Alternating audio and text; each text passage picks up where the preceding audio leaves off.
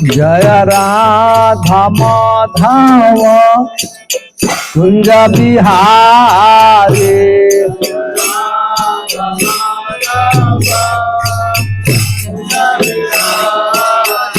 जय राधा माधव कुंज बिहारी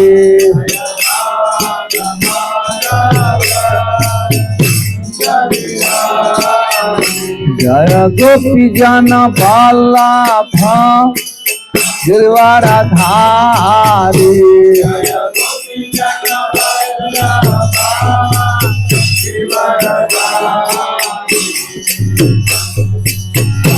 यशोदानंदन भज जन रंजन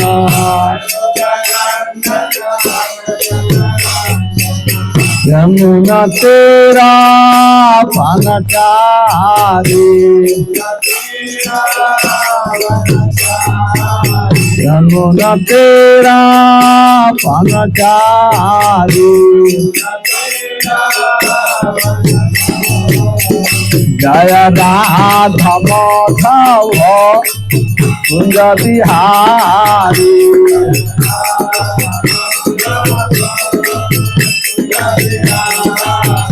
जय गोपी जन वल्लभ गिरवाराधारी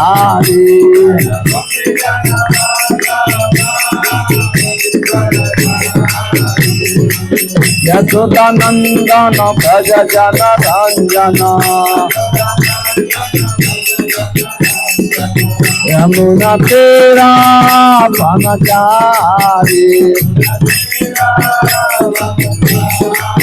यमुना तेरा पानचारी जय राधा माधव कुंज बिहारी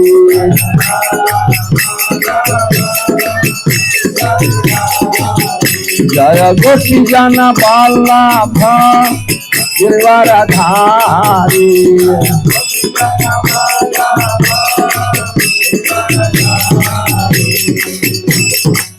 यशोदानंदन भज जन रंजन यमुना तेरा पानचारी यमुना तेरा पानचारी जय श्री कृष्ण चैतन्य प्रभु नित्यानंद श्री अद्वैत गदाधर शिवहरि और भक्तवृंद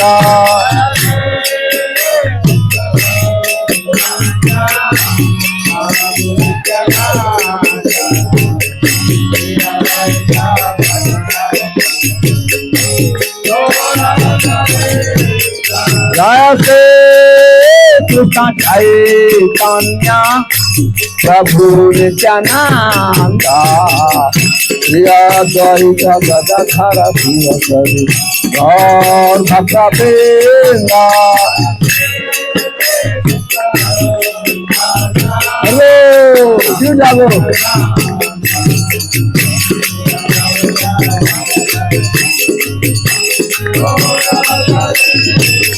हरे कृष्ण हरे Krishna Krishna Krishna Hare Hare Hare Ram Ram Ram Hare Hare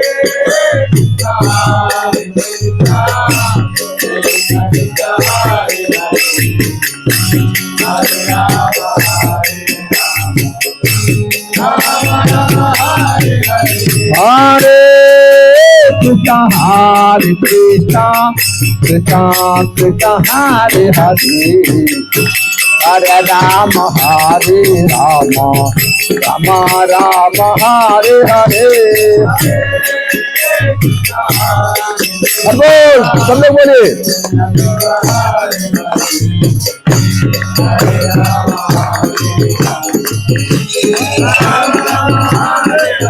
Hare Krishna, Hare Krishna, Krishna Krishna, Hare Hare, Hare Rama, Hare Rama, Rama Rama, Hare Hare.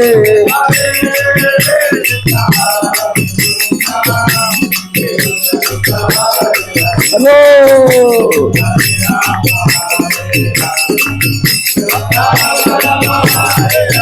Hare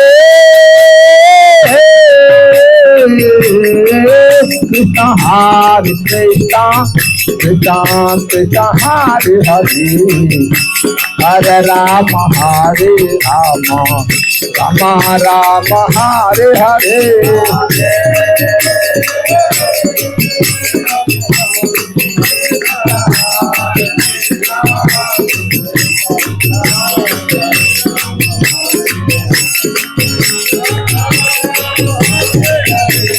Hare Krishna, Krishna Krishna, Hare Hare, Hare Ram, Ram Ram, Hare Hare.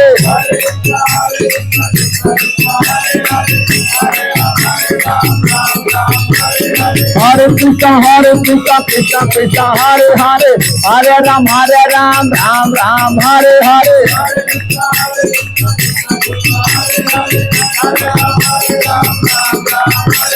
Hare Krishna, Krishna Krishna, Hare Hare, Hare Ram, Ram Ram, Hare Hare.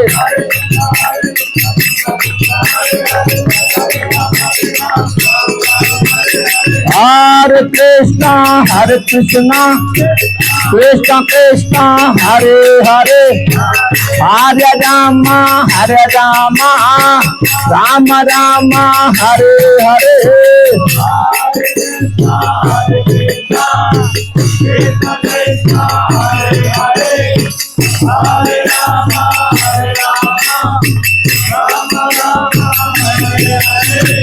Hare Krishna, Krishna Krishna, Hare Hare, Hare Rama, Rama Rama, Hare Hare.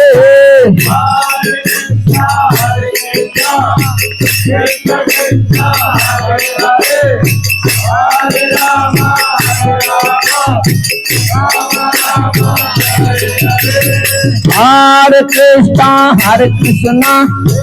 Krishna Krishna, Hare Hare, Hare Rama, Rama Rama, Hare Krishna, Krishna Krishna, Hare Hare, Hare Ram, Ram Ram.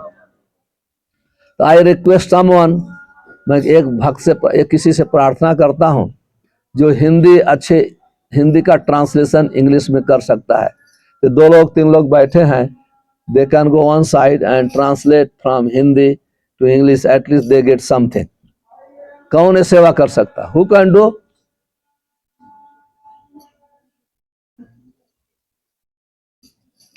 From Hindi to English, you got to. Thank you very much. So you can sit little bit one side with them, and you can translate. They can get at least something.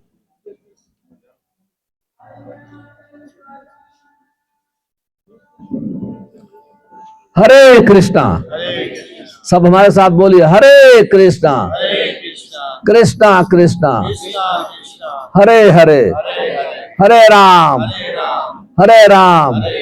Ram Ram, Hare Hare. तो सर्वप्रथम मैं श्रीमान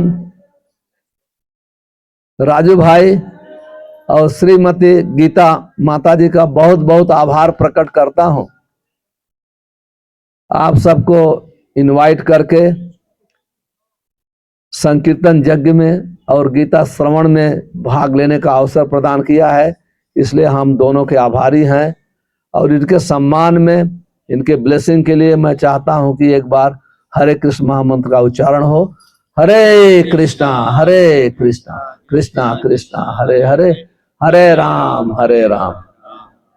और साथ में मैं ब्रह्मा कुमारी के जो सिस्टर हैं उनका बहुत बहुत स्वागत करता हूं इस भगवद गीता की कक्षा में, और आपका आभार प्रकट करता हूं। कृपा करके आप इसमें भाग लेकर के मुझे उत्साहित किया है। हरे कृष्ण।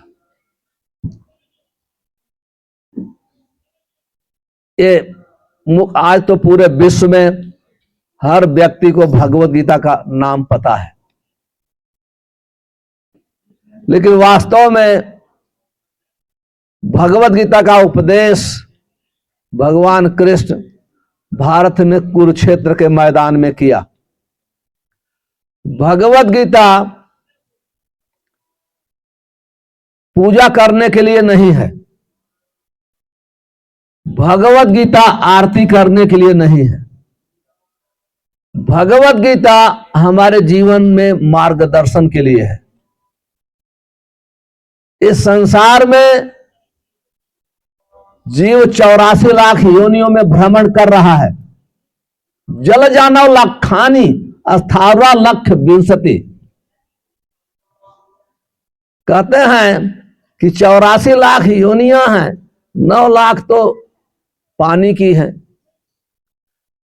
2 मिलियन अस्थावर और जंगम है। इस प्रकार से पूरा टोटल मिला करके 84 लाख योनियां हैं, उसमें से 4 लाख योनियां मानव की है, और 4 लाख में बहुत कम लोग सभ्य लोग हैं। ऐसे लोग भगवद गीता को समझ सकते हैं।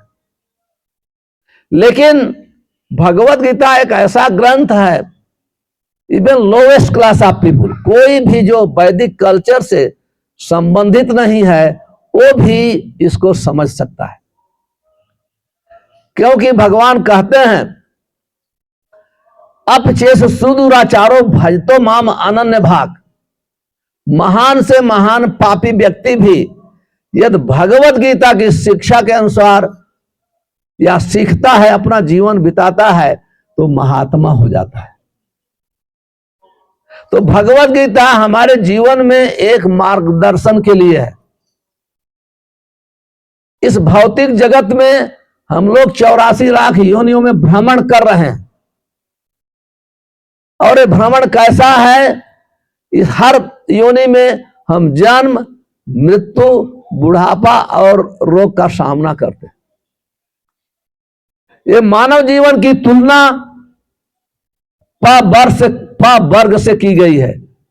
आप लोग तो पढ़े होंगे, प वर्ग होता है प, फ, ब और म। प का अर्थ है परिश्रम। इस संसार में इतना व्यक्ति को मेहनत करना पड़ेगा, इतना परिश्रम करना पड़ेगा, फ मुंह से फेन निकल आएगा। जैसे पहले आप लोग जो उम्र वाले होंगे भारत में देखे होंगे बुलेट कार्ट, या घोड़े जो तांगे को खींचते हैं, चैरियट ड्राइवर या बुलेट कार्ट, तो जब खींचते हैं तो उसके मुंह में फेन निकलता है। तो इस संसार में देखिए, चाहे छोटा ऑफिस चलाता हो या बड़ा ऑफिस चलाता हो या नौकरी करता हो, अंत में सबका गला सूख जाता है, मुंह में फेन निकलता है। तो कहते हैं प, फ और ब, और व्या का अर्थ जिसके लिए हम परिश्रम करते हैं उसे बहुत फायदा नहीं है। क्योंकि हम खाते कितना है? 200 ग्राम, 300 ग्राम, बहुत अधिक कोई खाएगा ½ किलो से ज्यादा नहीं खा सकता। अगर ½ किलो से ज्यादा खा लिया तो एक डॉक्टर को बुलाना पड़ेगा। लेकिन जब जितना अकुमुलेट करते हैं वो तो कितना मेहनत किया, कोई फायदा तो है नहीं। आपको सोने के लिए कितना चाहिए? अभी राजू भाई का इतना बड़ा मकान है, फिर भी सोते तो होंगे एक बेड पे, है कि नहीं? लेकिन अगर मान लीजिए हर को सबको बड़ा मकान, लेकिन अपने परिश्रम से तो पैसा आता नहीं है। अगर अपने परिश्रम से पैसा आता, इस संसार में गरीबी, अमेरिका जैसे लोग में भी देश में भी भिखारी है, मैंने देखा। अमेरिका जैसा देश में भी लोग भीख मांगते हैं, अमेरिका जैसे लोग में भी होमलेस हैं। ये कोई व्यक्ति संसार से खत्म नहीं कर सकता है। सृष्टि के बिगिनिंग में भी लोग थे गरीब और भिखारी, रोड पे सोने वाले आज भी रहेंगे और हमेशा रहेंगे। इस संसार में ये खत्म हो ही नहीं सकता है, इम्पॉसिबल। और फिर कहते हैं कि मां फ फ भ का अर्थ होता है हम हमेशा भयभीत हैं, फियर। हम हमेशा कुछ हो जाएगा हमारे जीवन में। हमारा लड़का स्कूल जाता है, बहुत डरते हैं रास्ते में, क्या हो, कुछ हो गया, टाइम पे जाओ लाओ। थोड़ा बीमार हो गया, डर जाते हैं। दूसरी एक चींटी भी अगर उसके तरह हाथ अंगुली रखेंगे वो भागेगी। पक्षियां जो हैं अनाज खा रही हैं, ये साइड ये हमेशा देखती रहती है, उनको डर है कोई मार देगा। प्रेसिडेंट को भी डर है, देवताओं को भी डर है। ये संसार का स्वभाव है। लेकिन अब चौथा का अर्थ होता है मृत्यु। भगवान कहते हैं मृत्यु हरंत चाहम, मैं मृत्यु के रूप में, जब उनका कोई दर्शन नहीं करता है, उनका कोई भजन नहीं करता है, उनकी शिक्षा के अनुसार कोई चलता नहीं। देखिए हम लोग तो किसी न किसी शिक्षा के अनुसार चल रहे हैं। माताएं जो कुकिंग करती हो, किसी ने तो सिखाया होगा आपको। लेकिन सबसे प्रॉब्लम है भगवान की शिक्षा के अनुसार हम नहीं चलना चाहते। सबकी शिक्षा अपनाएंगे। जहां भगवत गीता की बात आए, मेरे पास समय नहीं है, मैं समझता नहीं हूं, बहुत बिजी रहता हूं, कितने बहाने हो जाते हैं। एक बार मैं किसी के घर में, किसी के ऑफिस में गया तो भगवत गीता लेके गया, तो उनको थोड़ा समझाया कि आपको पढ़ना चाहिए लेना। बोलता ठीक है, मैं अपनी पत्नी को फोन करके बोलता हूं। ये भगवत गीता की कीमत है कितना है, मुश्किल से हम कहें तो $2 $3। $2 के लिए खुद डिसीजन, बड़े बड़े बिजनेस का डिसीजन ले रहे हैं, लेकिन $2 के लिए पत्नी को फोन करेंगे, ऐसा बोल रहे थे। तो कहने का भगवत जहां इसका पढ़ने की बात आती है तो कितने बहाने होते हैं, कितने बहाने होते हैं। भगवान गीता में कहते हैं हजारों हजारों करोड़ों में से कोई एक की रुचि इस तरफ होगी, और कुछ कोई में से कोई इसको पढ़ेगा, और कोई बहुत कम लोग अपने जीवन में अपनाएंगे। सहस्राम मनुष्येषु कश्चित् एतत् सिद्धयम्। ये भगवत गीता वास्तव में बहुत सरल है। संस्कृत है, हो सकता है इसका आज गुजराती में भी ट्रांसलेशन है, हिंदी में है, इंग्लिश में है, लेकिन ये अपने जीवन में अभ्यास करने के लिए, जैसे मैं उदाहरण दे रहा हूं, मूर्ख से मूर्ख व्यक्ति भी इसका पूरा लाभ उठा सकता है, और साइंटिस्ट भी इसका लाभ उठा सकता है।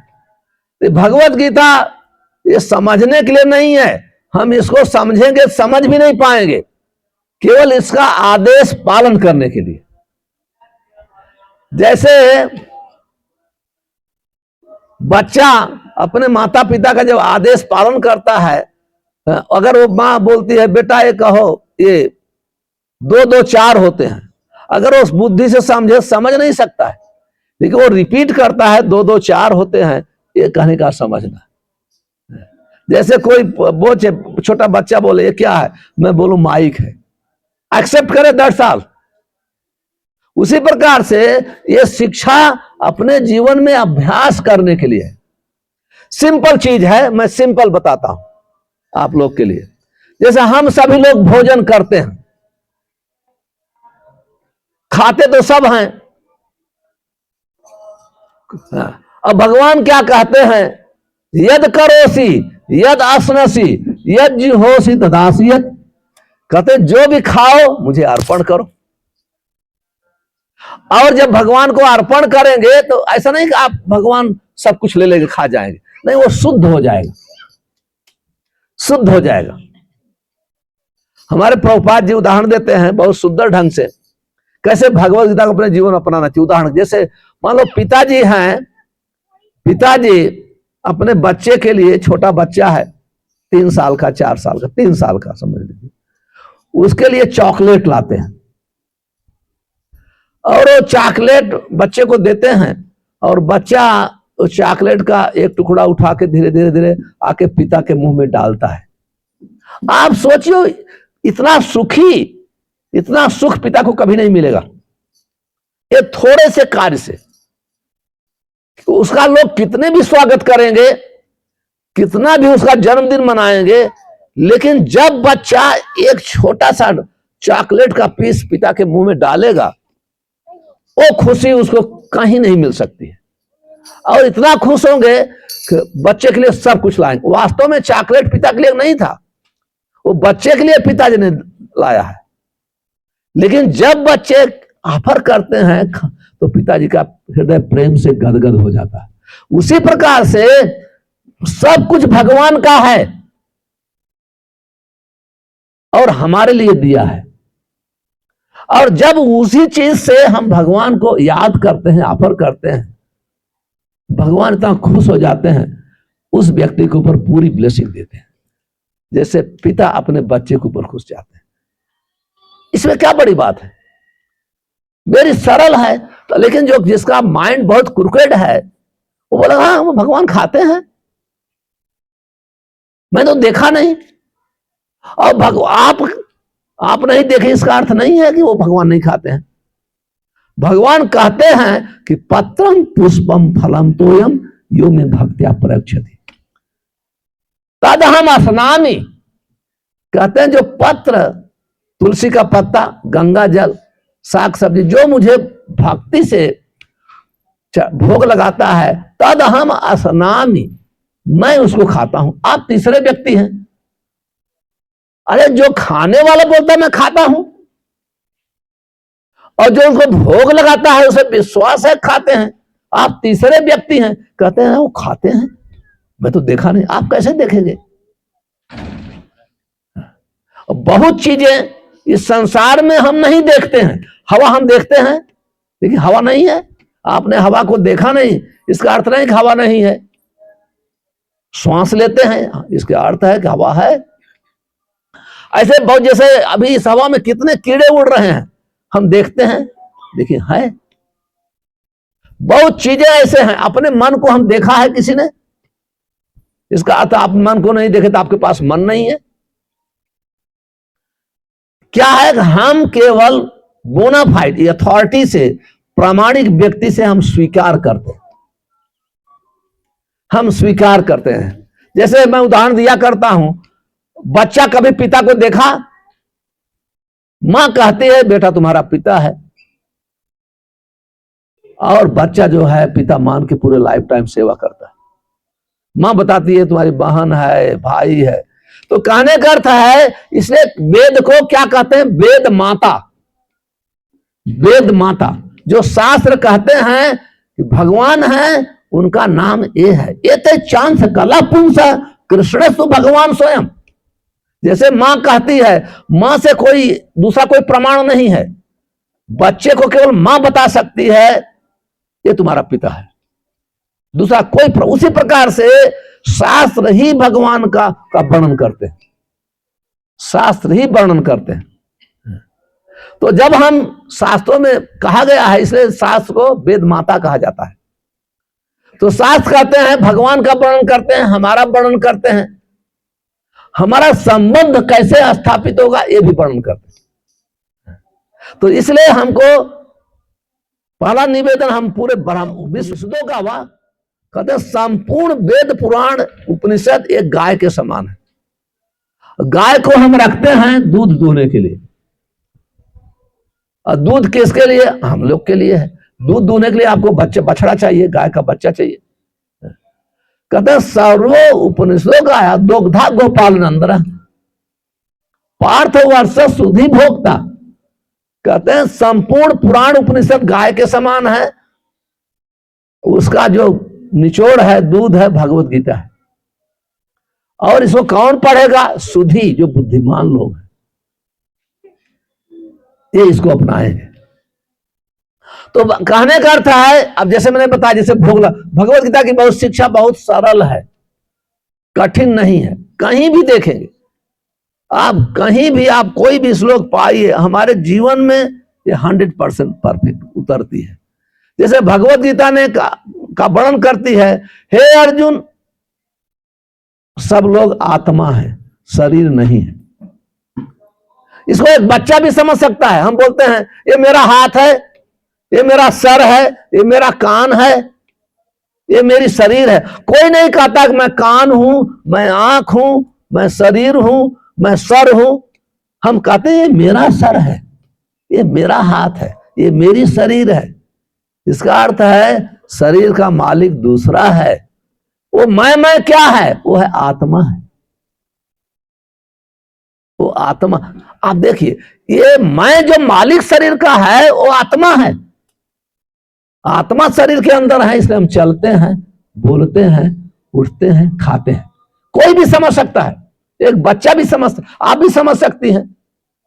लेकिन जब आत्मा शरीर छोड़ देती है तो मां अपने बच्चे को भी नहीं रखती है, 2-4 घंटे भी रखना भारी पड़ जाता है। तो जो जिसकी वजह से चलते हैं, जो शरीर का मालिक है, उसके लिए आपने कभी सोचा?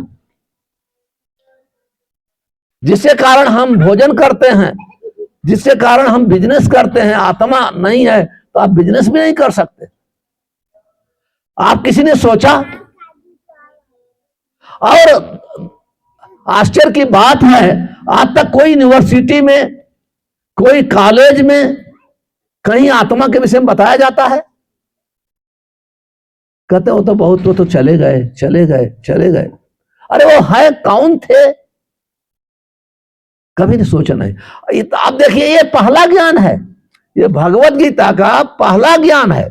जब ये ज्ञान हो जाए कि मैं शरीर नहीं हूं, मैं आत्मा हूं, आदमी कभी चोरी नहीं कर सकता है, आदमी कोई प्रकार का पाप नहीं करेगा, कोई प्रकार की चीटिंग नहीं करेगा।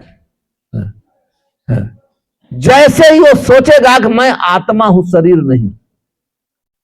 और जैसे प्रभुपाद जी उदाहरण देते हैं इसके लिए, जैसे आपके पास लोग पक्षी रखते हैं, तोता, पैरेट, तो एक पिंजड़ा बनाते हैं, तो पिंजड़े में पक्षी रखते हैं।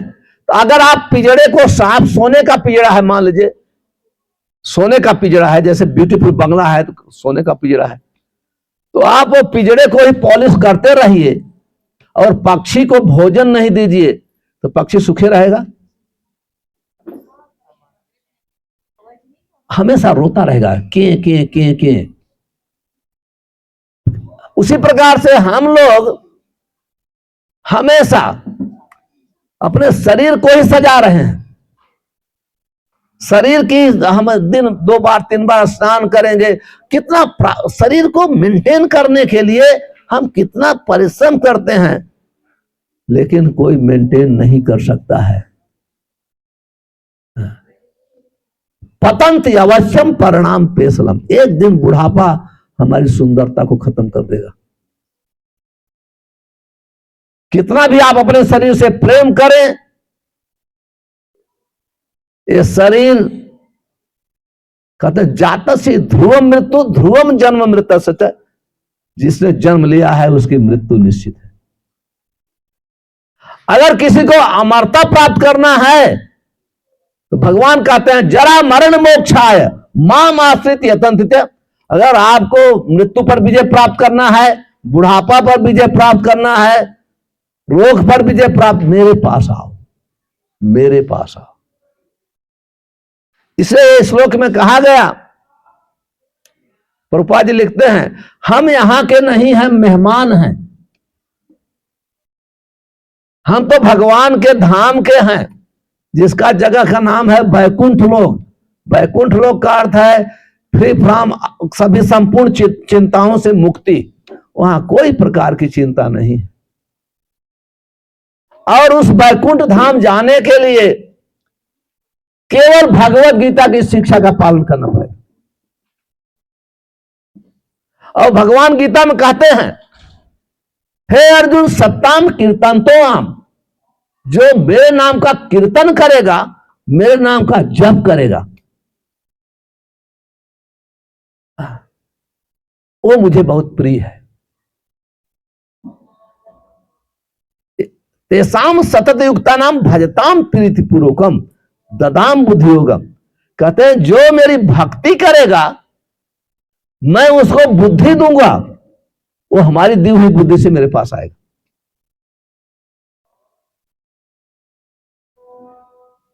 और जो भक्ति है वो चालू होती है भगवान के विषय में सुनने से, उनका नाम कीर्तन करने से। और भगवान का नाम जो है इस कलयुग में हमेशा हम लोग यही प्रचार करते हैं, नाम भक्ति है। आप कहीं भी देखेंगे बड़े बड़े अजामिला जो है नाम लेके उद्धार हो गया, क्योंकि भगवान का नाम जो है भगवान के ही समान है, उनके नाम में उनमें कोई अंतर नहीं है। अभिन्न तुम नाम नामिन है। एक उदाहरण देता हूं, माता जी लोग भी हैं, कथा बताता हूं, कथा से ज्यादा थोड़ा समझ में आता है। एक जब भगवान कृष्ण जो द्वारिका में थे, द्वारिकाधीश थे, द्वारिका गुजरात में है। भगवान ने अपने भक्तों की रक्षा के लिए समुद्र में द्वारिका का निर्माण किया। ये भगवान जैसा कार्य कोई नहीं कर सकता, वो हीरो है, उनसे महान कोई हीरो नहीं है। ये कोई समुद्र में कोई मकान महल बना सकता है, एक पूरा शहर, लेकिन भगवान ने बनाया। तो नारद सिंह सोचे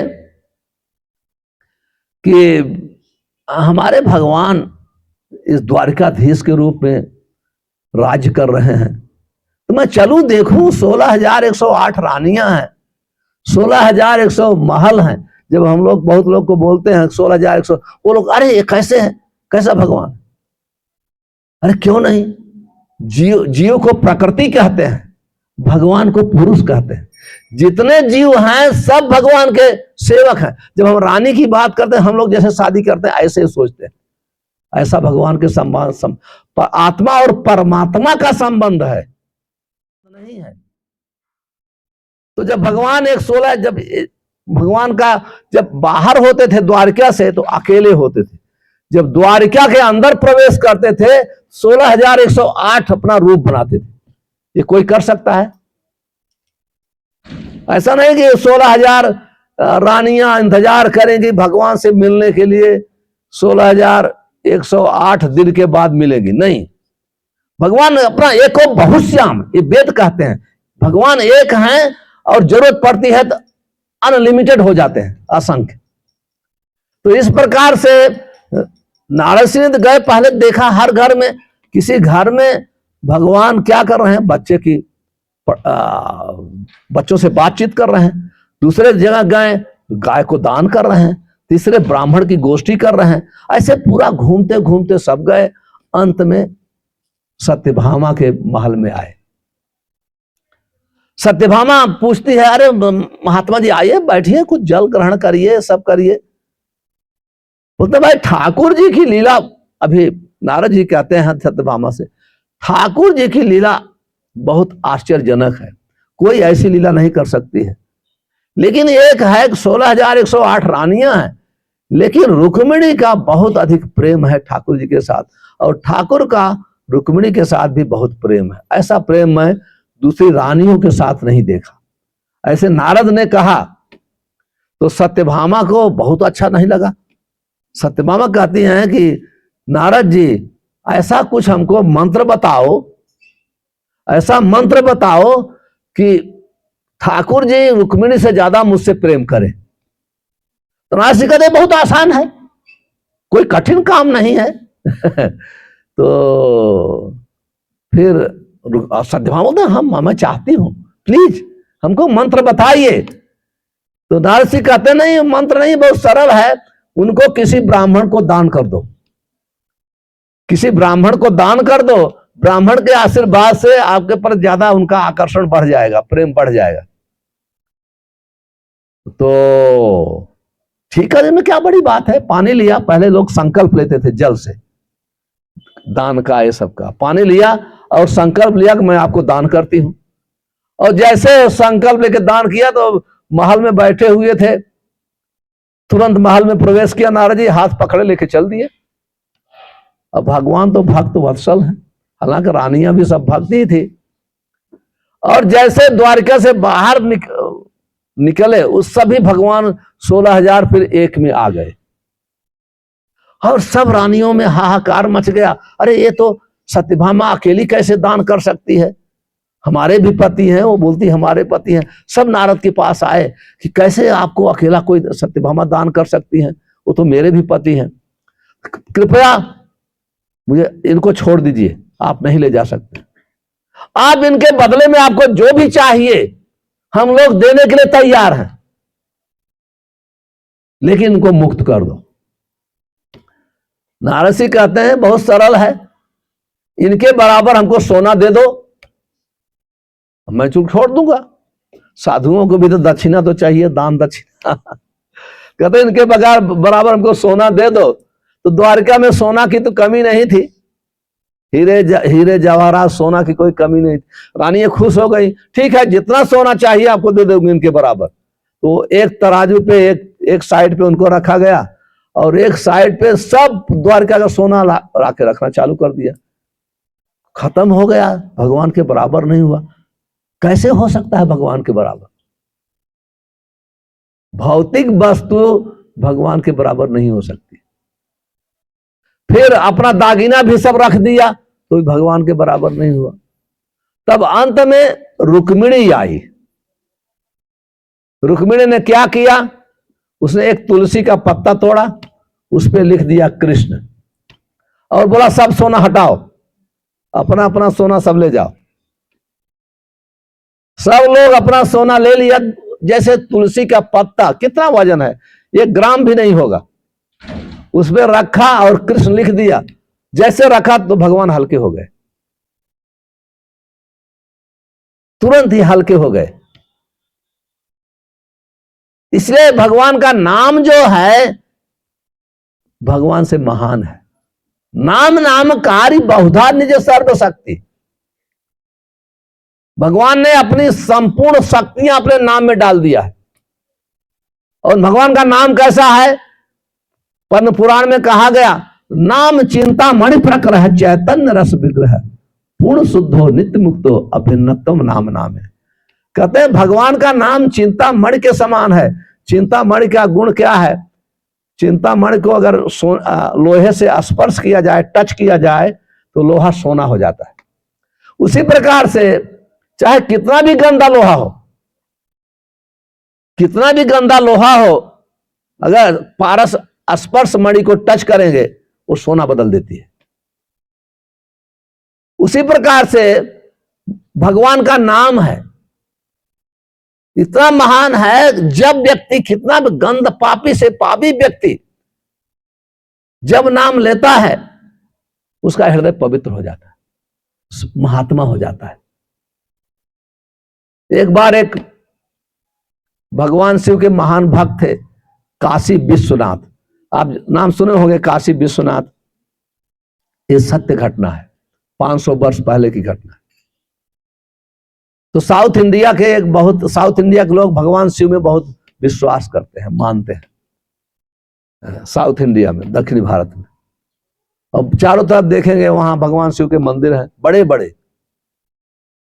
तो साउथ इंडिया के एक ब्राह्मण थे, भगवान शिव के बहुत बड़े भक्त थे। तो आए वाराणसी में, वो रह करके काशी विश्वनाथ की पूजा किया करते थे। ओम नमो शिवाय, ओम नमो शिवाय, ओम नमो शिवाय।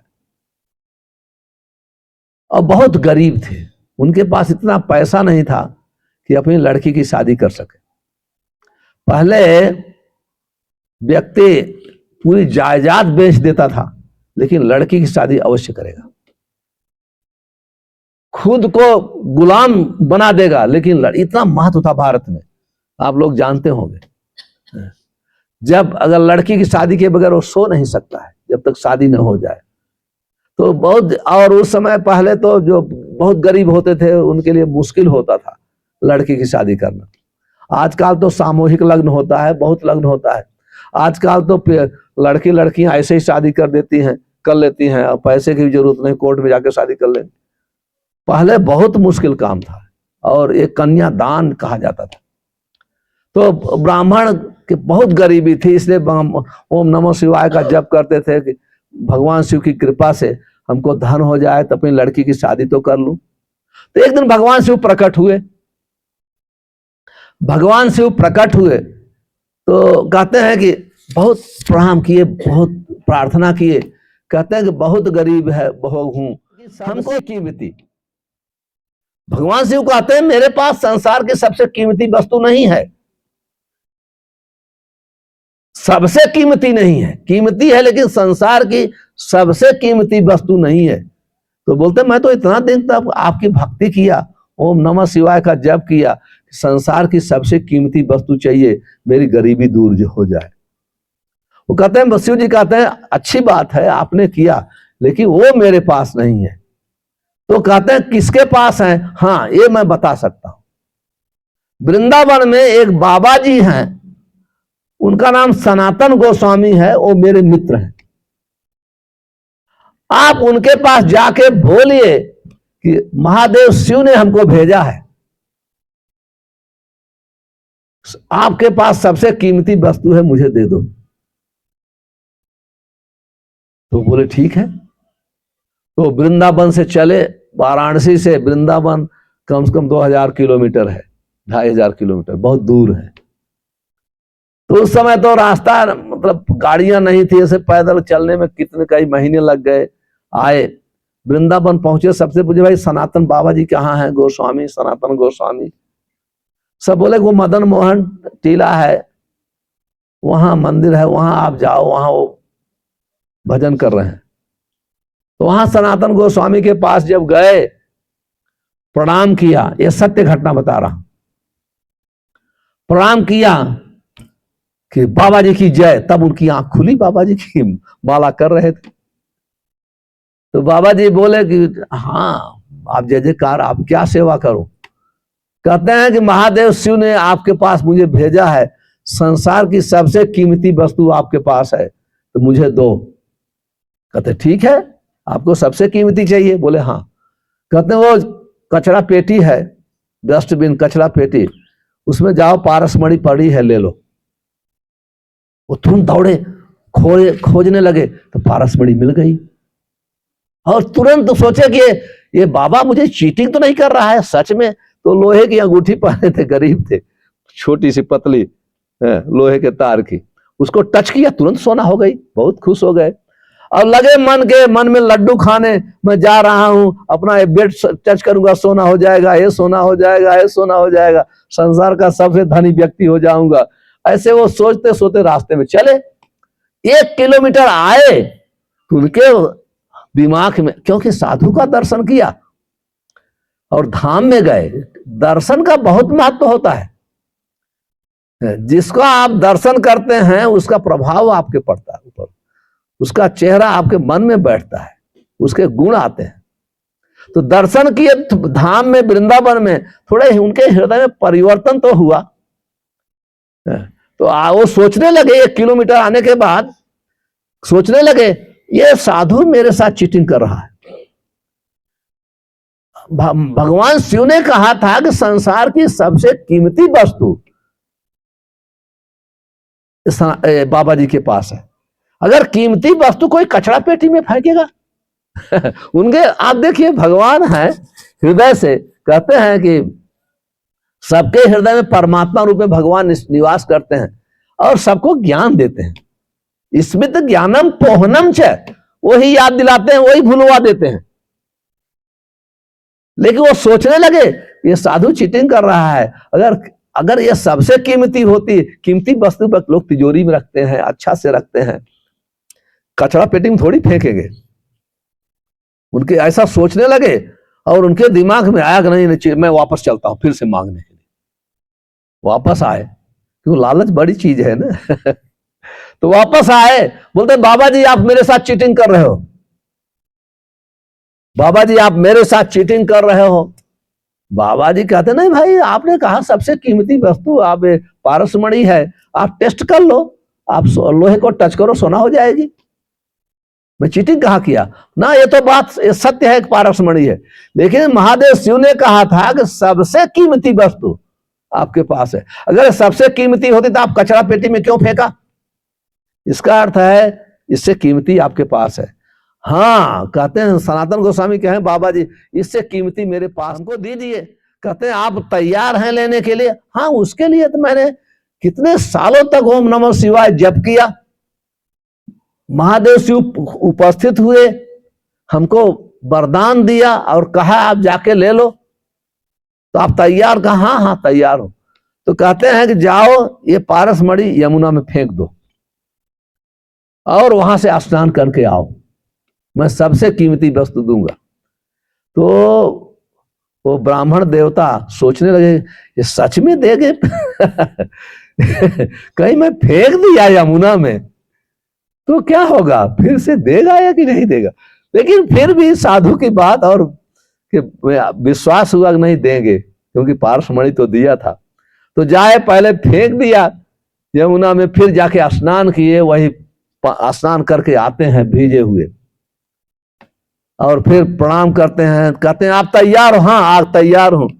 तो सनातन गोस्वामी बाबा जी लोहे अपने झोले से एक माला निकालते हैं तुलसी की, कहते हैं सबसे कीमती संसार में वस्तु है हरे कृष्णा कृष्णा कृष्णा हरे हरे, हरे राम राम राम हरे हरे। इससे कीमती कोई वस्तु नहीं है। हमको लगता है इससे कोई कीमत नहीं। संसार में आप देखिए इतनी कीमत इसकी है, कोई इसका संसार में कोई, आप पूरी पृथ्वी का धन देंगे पर इसके बराबर नहीं हो सकता है। और यही नाम जो है आपको मृत्यु पे विजय प्राप्त करा देगा, 84 लाख योनियों से घूमने में मुक्ति दे दो। अभिन्नतम आप देखिए ये भगवत गीता की शिक्षा है, भागवतम की शिक्षा है, वेदों का कंक्लूजन है। कहा गया कि एको मंत्रम एको देव, ये संसार में कहते हैं एक ही भगवान की सबको पूजा करना। आप पढ़ेंगे भगवत गीता का, व्यास ऋषि ये लिखते हैं, मैं नहीं बोल रहा हूं, मैं आपको पढ़ के सुनाता हूं, इसके बाद लेक्चर समाप्त करूंगा। कहते हैं एकम शास्त्रम देवकी पुत्र गीतम, एको देवो देवकी पुत्र एव च, एको मंत्रस्य तस्य नामानि यानि कर्माम्यप एकम तस्य देवस्य सेवा। इसका अर्थ है एकम शास्त्रम, आज एक ही शास्त्र है, सब शास्त्र की पढ़ने की जरूरत नहीं। वो क्या है? भगवत गीता। देवकी पुत्र गीतम, देवकी के पुत्र भगवान कृष्ण जो गाया है, उन्होंने गाया भगवत गीता। और कहते हैं एक ही देवे, एक ही देवता, एक ही भगवान है, वो कौन है? देवकी के पुत्र है कृष्ण। आज एक ही मंत्र है, एको मंत्र तस्य नामानि, एक ही मंत्र क्या है? उनका नाम।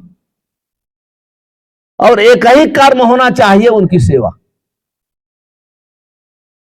उनकी सेवा। इसलिए कहते आज के युग में लोग एक शास्त्र, एक ईश्वर, एक धर्म, एक वृत्ति के लिए अत्यंत उत्सुक है। अतः एक ही शास्त्र है भगवत गीता, एक ही देव है भगवान कृष्ण, हमारे वेद बोलते हैं। इसलिए आज मानव समाज में अगर किसी की कोई चीज की आवश्यकता है, वो भगवत गीता की आवश्यकता है। भगवत गीता हमारे हृदय को बदलती है। हम आज परिवर्तन लाना है तो अपने भावना में परिवर्तन लाना है, कपड़े में परिवर्तन लाने से कुछ होगा नहीं। कपड़ा पहन के आप जेंटलमैन हो सकते हैं, लेकिन जेब में रिवॉल्वर भी हो सकती है। लेकिन अगर जैसे ही आपकी भावना बदल गई, आप महात्मा हो जाएंगे, संत हो जाएंगे। ये भगवत गीता है, सबके हृदय को पवित्र करती है, सबके मन को पवित्र करती है, सबको ज्ञान, सबके ज्ञान को शुद्ध करती है। इसलिए आज समाज में भगवत गीता की बहुत ही आवश्यकता है। हम दो ही कार्य करना है, भगवत गीता लेना है, भगवान का नाम लेना है। हरे कृष्णा कृष्णा कृष्णा हरे हरे, हरे राम ग्रंथराज श्री श्रीमद् भगवद गीता की जय, श्रील प्रभुपाद की जय। यदि किसी के पास कोई प्रश्न है तो पूछ सकते हैं। कोई प्रश्न हो माता जी पूछ ही सको छो। किसी के पास कोई प्रश्न है तो पूछिए। मैंने तो 40 मिनट का प्रवचन किया आप लोग के समक्ष घड़ी देख के। तो आप लोग के पास कोई भी प्रश्न हो, मैं कोई प्रश्न का, हर प्रश्न का उत्तर मैं नहीं दूंगा, ये भगवद गीता देगी, मैं इससे ही बताऊंगा। आप सब पढ़े लिखे बैठे हैं, बड़े बड़े बिजनेसमैन है, पूछिए। आप अपने हृदय में मत रखिए, पूछिए। ये जो आपने बताया प्रकृति और पुरुष के बारे में, तो प्रकृति यानी कि आत्मा और ये जो पुरुष है वो क्या भगवान? अब देखिए, मैं पहले आपको धन्यवाद देता हूं। 40 पुरुष एक ही हैं, बाकी तो सब उनके पत्नियां ही हैं। कहां से पुरुष आ गया?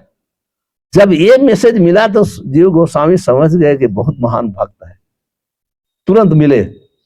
तो वो माया जो है, किसी को स्त्री के कपड़ा पहनाया है, किसी का पुरुष का पहनाया, अंत में आत्मा भगवान की सेविका है। इसलिए भगवान कहते हैं मां में वंश से जीव लोग के जीव भूत सनातन है। आप इस संसार में हर व्यक्ति एक दूसरे की सेवा कर रहा है, कोई भी देखेंगे तो जो सेवा करता है उसको प्रकृति कहा जाता है, जो जिसका सेवा किया करता है उसको पुरुष कहते हैं। इसलिए कहते हैं ईश्वर परम, वहां पुरुष कहा गया, परम पुरुष है, वो परम पुरुष है। आप समझ, हम लोग अधम पुरुष हैं क्योंकि संसार में गिर गए। तो यानी प्रकृति यानी नेचर नहीं है, ये जो सूर्य है, चंद्र है, ये भौतिक प्रकृति है, ये भौतिक प्रकृति है, ये भी सेविका है। भौतिक प्रकृति भी भगवान की सेविका है। एक आध्यात्मिक प्रकृति है, एक भौतिक प्रकृति है, दोनों सेवा करते हैं। तो आत्मा आध्यात्मिक प्रकृति के अंदर आता है और ये शरीर भौतिक प्रकृति के अंदर आता है। भौतिक प्रकृति 8 तत्वों से बनी है, भूमि आपो अनला वायु खम मनो बुद्धि एवं च। भगवान कहते अपरे यम तू विद्ध प्रकृति में विद्ध पराम। कहते भौतिक प्रकृति से एक दो मेरी सुपीरियर प्रकृति है जो आत्मा है। तो दोनों भगवान की सेवा करते हैं। स्पष्ट हो गया? समझ में आ गया? Thank you. और पूछना है इसके आगे कुछ? यानी जो नश्वर है वो भौतिक प्रकृति नश्वर है, आध्यात्मिक प्रकृति सनातन है। और आप सबकी तरफ से माता जी ने बहुत सुंदर प्रश्न किया, आप लोग भी पूछिए। तो अगर नहीं पूछेंगे तो हरे कृष्ण महामंत्र के साथ आज की कक्षा का समापन करते हैं। हरे कृष्णा कृष्णा कृष्णा हरे हरे, हरे राम राम राम।